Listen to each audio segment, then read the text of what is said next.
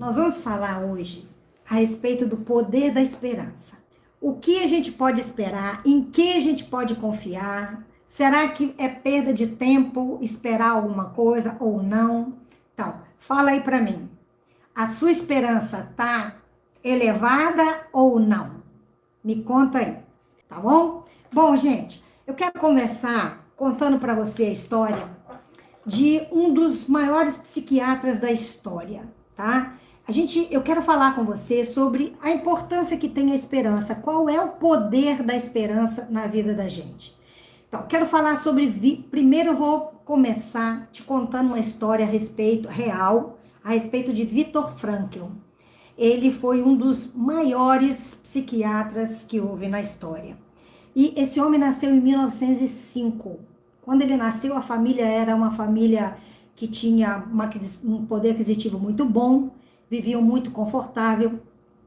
Só que veio a Primeira Guerra Mundial. E aí eles entraram numa miséria, eles caíram numa miséria muito grande, muita fome, né, uma vida muito miserável.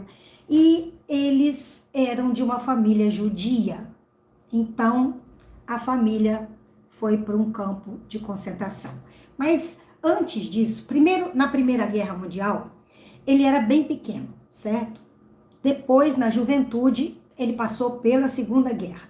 Mas quando ele era pequeno, os pais, depois que foi passando, né, o período da Primeira Guerra, eles foram se restabelecendo de novo. Ele jovem, né, já com 15 anos, ele já estava interessado em filosofia, em psicologia, em psiquiatria, enfim. Ele era um rapaz muito estudioso.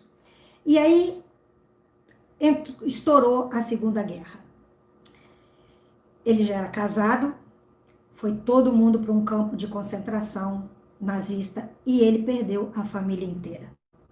Perdeu a mãe, perdeu o pai, irmã, a esposa dele estava grávida. Ele perdeu a mulher. Uns morreram em câmaras de gás, outros morreram por exaustão. Então foi um episódio muito marcante na vida dele. Quando a guerra acabou, ele foi solto. E aí depois que ele saiu dessa tortura de vida por alguns anos, esse homem fez uma grande obra, né? E ele contou que lá dentro ele entendeu o poder da esperança. Dentro do campo de concentração, muitas pessoas morreram, ele viu muitas pessoas morrerem de desistência, de falta de esperança. Por isso que a gente diz que a esperança é a última que morre. As pessoas que perderam a esperança, elas ficaram simplesmente inertes, apáticas.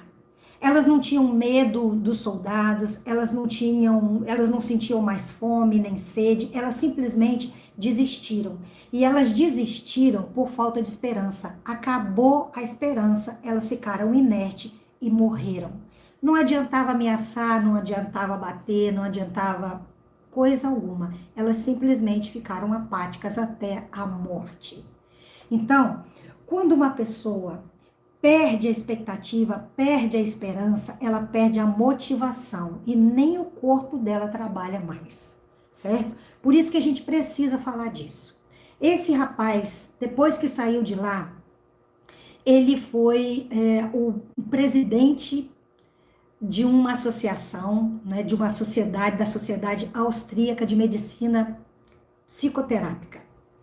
Ele fundou a logoterapia, que é uma escola, é uma terapia voltada para a busca do sentido da vida.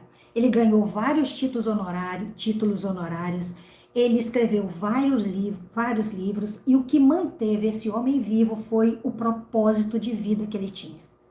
Ele tinha uma missão na vida, e ele sabia que tinha, ele sentia isso. Ele tinha um propósito. A gente, quando tem um propósito, quando a gente tem uma esperança, as coisas acontecem, mas não mata a esperança, e é ela que fica. Mesmo que tudo em volta esteja ruindo, a gente consegue ficar de pé. Ele disse que você consegue encontrar o significado da vida através de 3 maneiras. Uma é fazendo alguma coisa importante, fazendo alguma coisa. Outra, você experimentando um valor ou o amor e outra sofrendo. Essas 3 formas você cresce e você aprende. E aí, eu quero falar com você como é não perder a esperança. Eu vou esperar o quê? Nós passamos agora por um ano que foi surpreendente para todo mundo. Ninguém imaginava isso que ia acontecer. Eu não imaginava, você, no mundo inteiro, ninguém imaginava isso. E aí, a gente perdeu muitas certezas da vida. E aí, a gente fica hoje, hoje muitas pessoas perguntam para mim, vou esperar o quê? Eu vou ter esperança em quê? Olha, a esperança não precisa de uma circunstância para você ter. A esperança é amiga da fé. Ela anda juntinho com a fé. E a fé é a certeza daquilo que eu espero, que eu nem estou vendo, mas eu espero. Eu acredito. Então, esperança e fé andam juntas. E eu quero falar com você como que, para manter a esperança, a gente depende da visão que a gente tem no futuro e da experiência que a gente teve no passado. Fica comigo e me acompanha nesse raciocínio. Nós falamos aqui, em muitos momentos, em várias situações, nós falamos de autoestima. E todos os vídeos de autoestima, a gente colocou aqui a importância que o passado tem no nosso presente. Ou seja, experiências do passado que fizeram com que a gente perdesse a fé na gente mesmo, trouxeram a gente no presente de uma forma diferente das pessoas que tiveram uma experiência que fizeram com que elas acreditassem. Aquilo que a gente viveu de ruim e de fracasso, se você interpretou o seu fracasso passado como uma falta de capacidade, se você interpretou as experiências passadas como significando que você não tem valor, ou não tem capacidade, ou que você não tem nenhuma possibilidade na vida, isso afetou o seu presente e afetou o seu futuro. O que eu quero mostrar para você aqui é que passado, presente e futuro estão juntinho agora, na minha vida e na sua vida. O nosso passado, o nosso presente, o nosso futuro está tudo junto aqui agora. As nossas experiências, a minha e a sua, que nós tivemos no passado, fez com que a gente acreditasse nas coisas que a gente acredita hoje. E aquilo que a gente pensa do futuro, aquilo que a gente acredita, que a gente espera no futuro, vai fazer a gente se movimentar hoje. Então, o passado e o futuro estão ligados na nossa vida agora. As limitações que nós tivemos no passado, elas precisam ser lidas de outra forma. Tem gente que fala assim, deixa o passado para trás. Olha, gente, não dá para deixar o passado para trás. O que você tem que deixar para trás é a interpretação fracassada do passado, certo? Aquilo que você viveu, você aprendeu. Você não pode deixar o passado para trás. Mas se você tiver uma interpretação equivocada dele, essa interpretação tem que ser refeita, porque ela não vale de nada para você. Essa interpretação fracassada. Você tem que reler esse passado, mas deixar a história aí, porque a história te trouxe até aqui, certo? E ela que vai te levar em direção ao futuro. Então, como que o passado influencia no hoje, a gente já viu aqui um monte de vezes. Mas eu quero falar para você agora como que o futuro vai influenciar agora. A visão que eu e você temos do futuro vai fazer com que a gente viva o hoje de uma determinada forma. Por isso que é importante falar de esperança, porque a nossa esperança vai dizer como que a gente age hoje. Vou te dar um exemplo, por exemplo, para você ver como o passado e o futuro são importantes agora. Vamos pensar que a gente quer construir um edifício. Eu quero construir, levantar um edifício. O que eu preciso para levantar o edifício? Eu preciso de conhecimento prévio, certo? Eu preciso saber disso, eu tenho que ter um conhecimento de antes. Eu tenho que ter material de construção. Eu tenho que ter areia, brita, pedra, certo? Eu tenho que ter coisas que eu já tenho que ter conseguido, tá certo? Então, essa matéria-prima representa o meu passado. Agora, eu posso ter essa matéria-prima todinha no meu quintal. Se eu não tiver um projeto, se eu não tiver uma planta, se eu não tiver um plano, eu não construo nada. Esse é o meu futuro. Então, eu preciso de um projeto futuro e eu preciso de um material para construir. Quem está me acompanhando aí? Está entendendo o que eu estou falando? Certo? Então, O passado e o futuro andam juntos. Se eu imagina que eu vou considerar só o futuro, eu vou considerar só planos futuros e não considero nenhum conhecimento passado. Se eu considerar o futuro, eu pego uma planta, olho para ela e eu não tenho o que fazer. Eu só vou ficar olhando para essa planta. Agora, se eu considero só o passado, eu peguei o meu material de construção, eu comprei todo o meu material e não sei o que fazer com ele. Então, eu preciso daquilo que eu tenho de conhecimento do passado e eu preciso de um projeto futuro. Eu preciso de um plano de ação. Eu preciso acreditar em alguma coisa. Eu preciso de um projeto e de um plano. Você tem um projeto e um plano? Alguém tem aí um plano para o futuro? Diga para mim.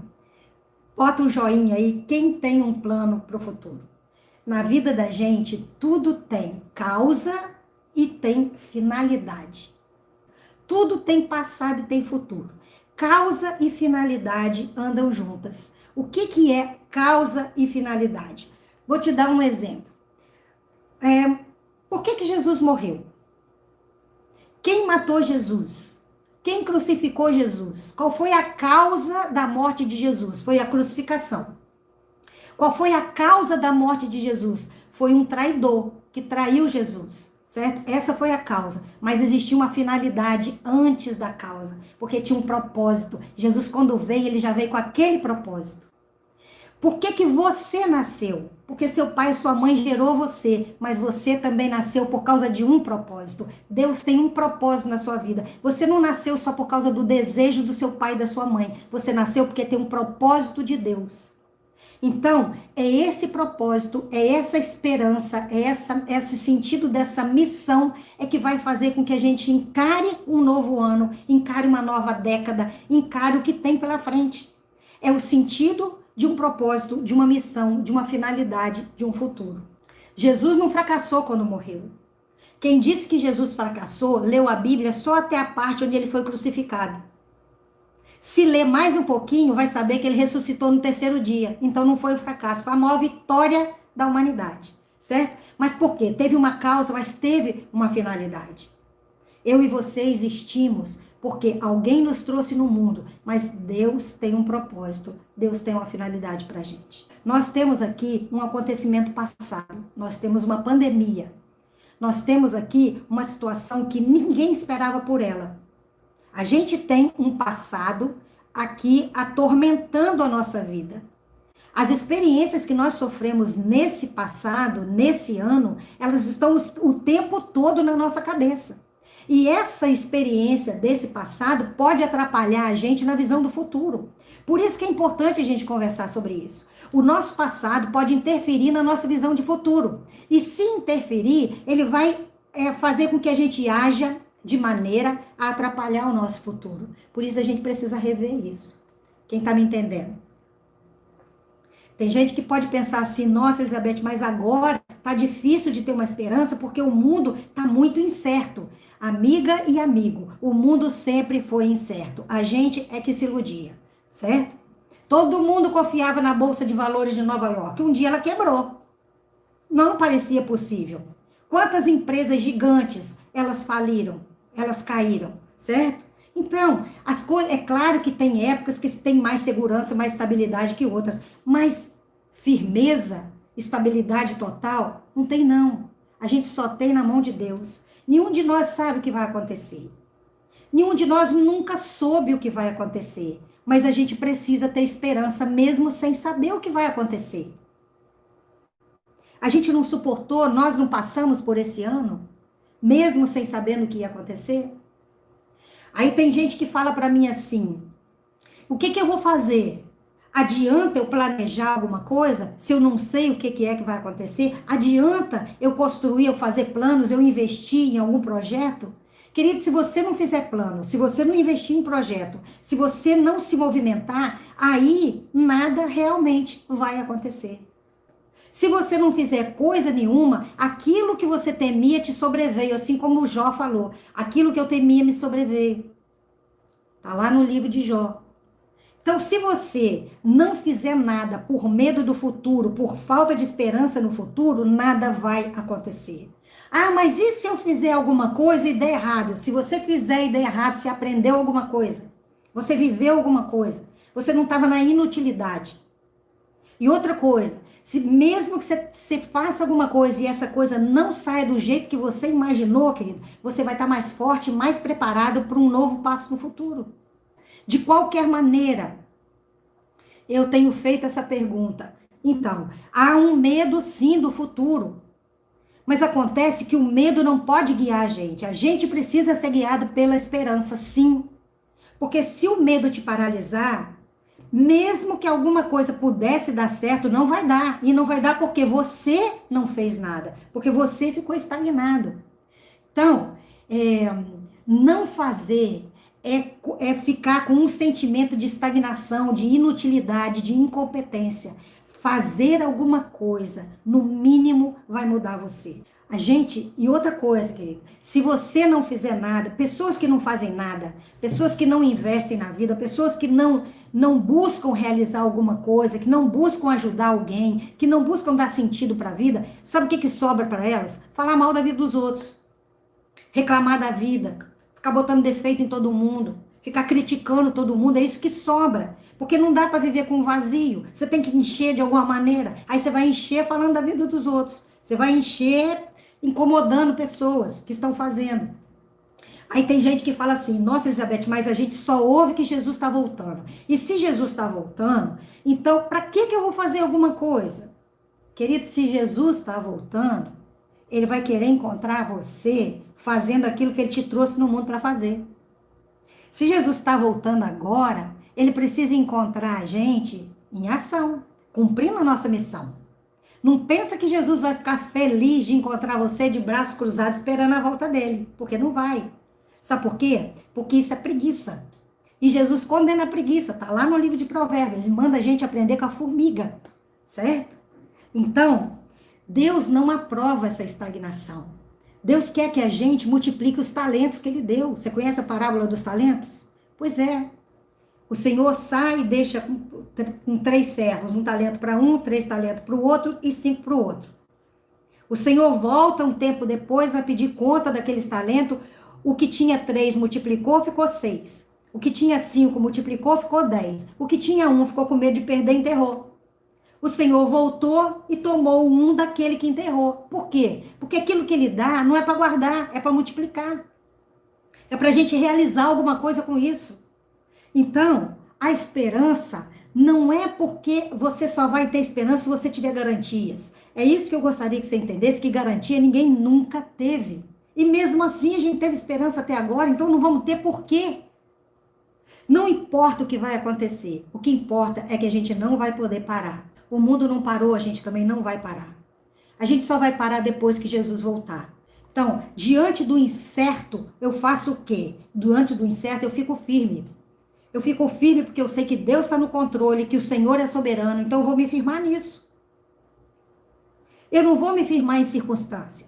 Eu não vou me firmar em solução política. Eu vou me firmar que Deus está no controle de todas as coisas. E na hora que Ele quiser, Ele vai interferir. E o que Ele fizer, está feito. Ele é Senhor e o que Ele fizer é o sábio, é o melhor, é aquilo que eu preciso. Então, ele diz, aquele que perseverar até o fim conhecerá a vitória. Se você perseverar, tem uma vitória para você. Se você desistir, você não perseverou. A vitória é para aquele que perseverar. Então, fica firme junto comigo. Vamos enfrentar isso aí. Outra coisa que atrapalha muito a nossa esperança é murmuração, misericórdia. Uma coisa que a gente precisa tirar de dentro da gente, que é uma coisa difícil, é a murmuração. E se você puder agora, nesse exato momento, falar assim, não, chega, eu vou parar agora. Eu não vou esperar nem para amanhã. É hoje, eu vou parar de murmurar. Então, tome essa decisão, para de reclamar. Quando a gente murmura, a gente começa a ficar com pena da gente mesmo. Quando a gente murmura, a gente tira a esperança da gente mesmo. Passa a estimular pessoas. Passa a motivar pessoas. Passa a ser a pessoa que empurra os outros para frente.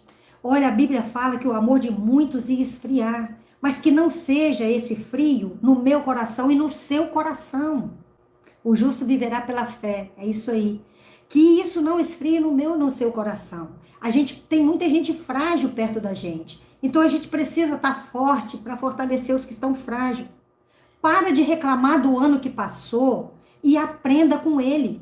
Eu sei que muita gente sofreu muita coisa, muitas pessoas sofreram muitas perdas, não foi só financeira, foram de pessoas. Foram coisas muito dolorosas. Mas um dia a gente vai se encontrar no céu, todo mundo vai embora um dia.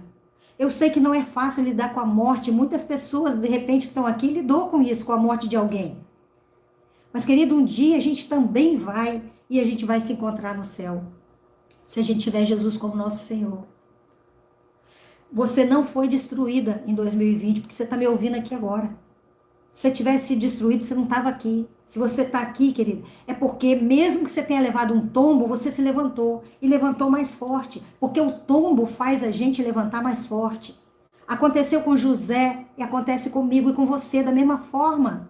Mas a gente precisa continuar. A gente tem um caminho para trilhar. Um dia todos nós vamos para esse destino. Então vamos ficar firme, cada um cumprir a missão. Quem já partiu, cumpriu a dele. Agora, se a gente ficou, então tem coisa ainda mais para a gente cumprir. E olha, não se deixe derrubar pelos tombos que já te deram, certo?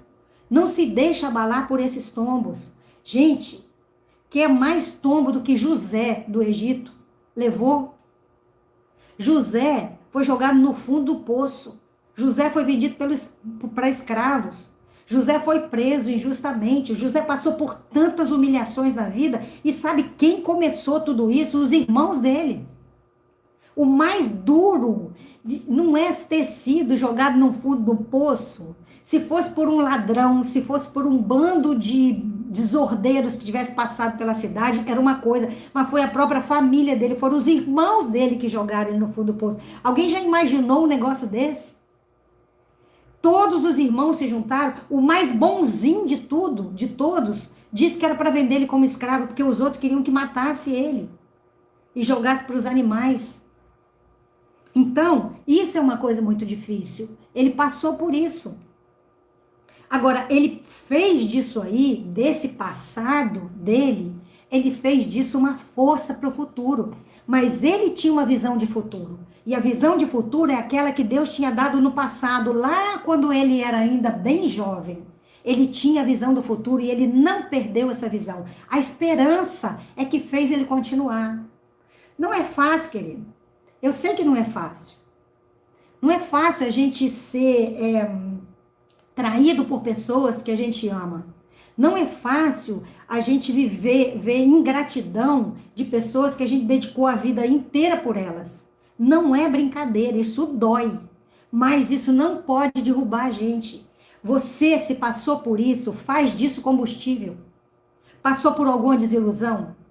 Você passou por algum tombo, uma rasteira, uma traição, uma ingratidão? Faz disso um combustível para te empurrar para frente. Faz o que José fez. José levantou de cada tombo dele que deram para ele.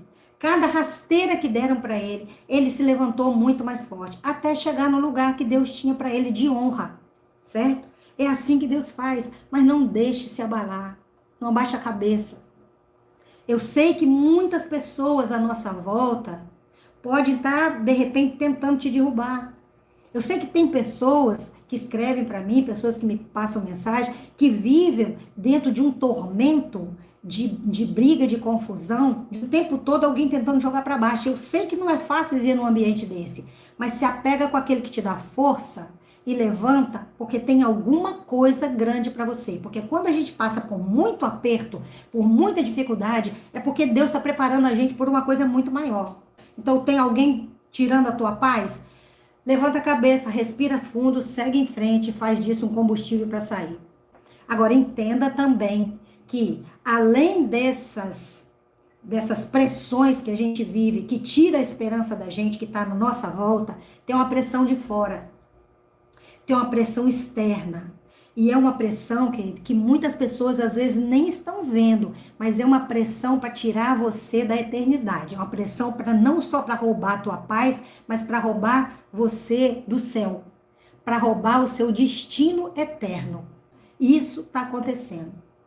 Tem muitas pessoas, infelizmente, associadas com o inferno, São pessoas tomadas pelo inimigo e que estão trabalhando nesse momento, nesse mundo, para roubar a eternidade das pessoas, para tirar de você o amor por Deus, para tirar de você o amor pela palavra de Deus. Não só estão roubando a sua paz de hoje, mas estão querendo roubar a sua paz do futuro.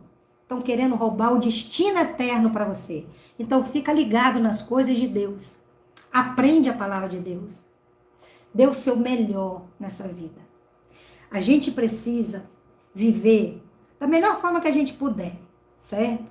Mas sabendo que tudo aquilo que a gente conquistar aqui não tem um valor para levar para a eternidade. Então, quando Jesus fala, quando a palavra de Deus diz que é mais fácil um camelo entrar no buraco de uma agulha do que um rico entrar no reino do céu, Deus não está dizendo que a gente não pode ser rico. Deus não está dizendo que você não pode ter conforto, não pode ter ganhar dinheiro, ser próspero. Porque se você pensar isso, você realmente vai perder a esperança, vai ficar quietinho, não vai construir nada, vai enterrar seus talentos, não vai fazer nada com isso.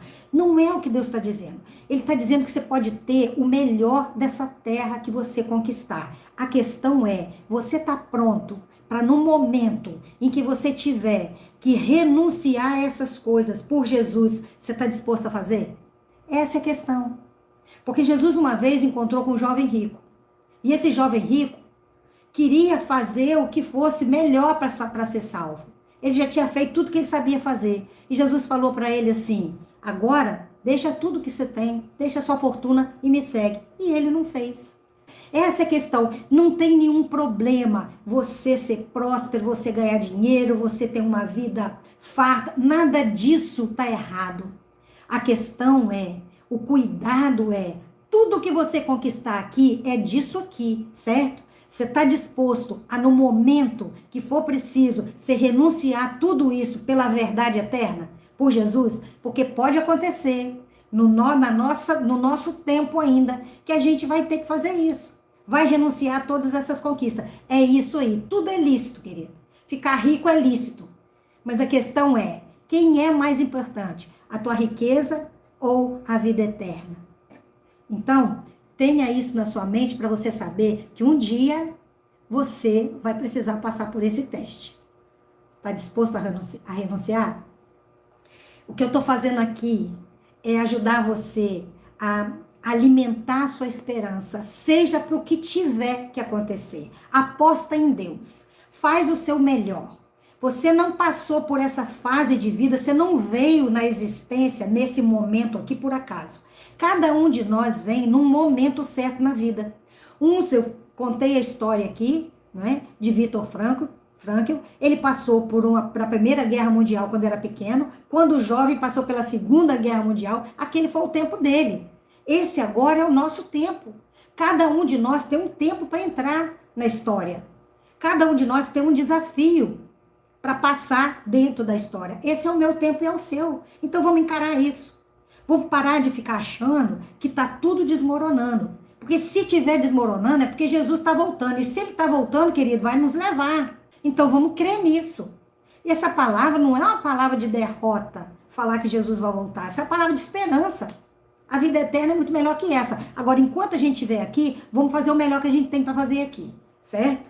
Não importa quanto tempo a gente vai ficar. Mas a gente tem que viver com excelência. Você tem dom, você tem talentos. Você precisa fazer o que Deus te colocou aqui no mundo para fazer. Então entenda isso, assuma isso, pega isso com força, com vontade, com segurança, com coragem. Aí você pode dizer para mim assim, mas você está me dizendo que dias melhores virão, que vai ser o melhor ano da minha vida? Eu não estou dizendo isso. Eu não sei se dias melhores virão. Eu não sei se vai ser o melhor ano da sua vida. Eu não sei se você vai ser uma pessoa próspera. Eu não sei se isso vai acontecer com você e não vai acontecer comigo. Eu não sei se o mundo vai ser melhor. Mas uma coisa eu sei, nós podemos ser melhores. Se o mundo não melhorar, eu e você melhoramos. É isso aí é que importa. É viver com propósito em Deus. É isso aí, Solange.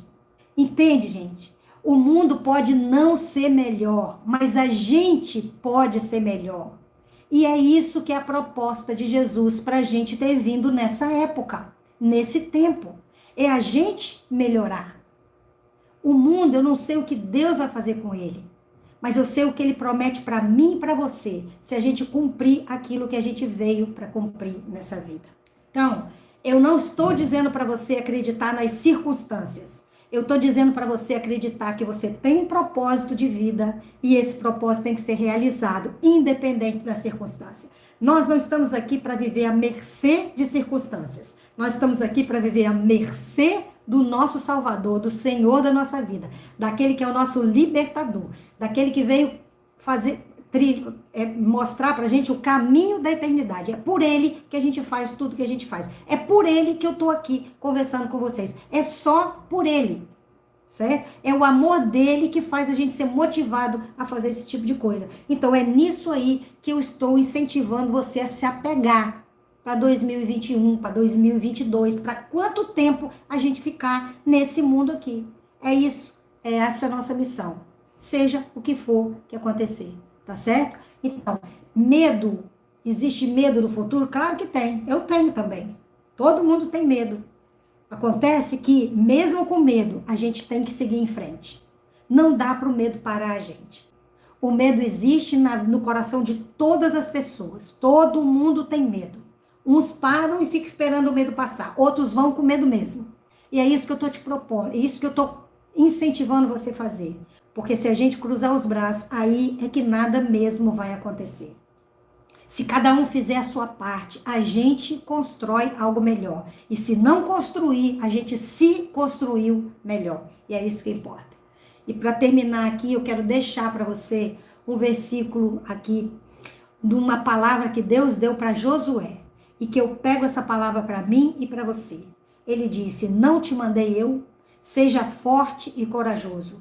Não se apavore, não desanime, pois o Senhor, o seu Deus, estará com você por onde quer que você andar.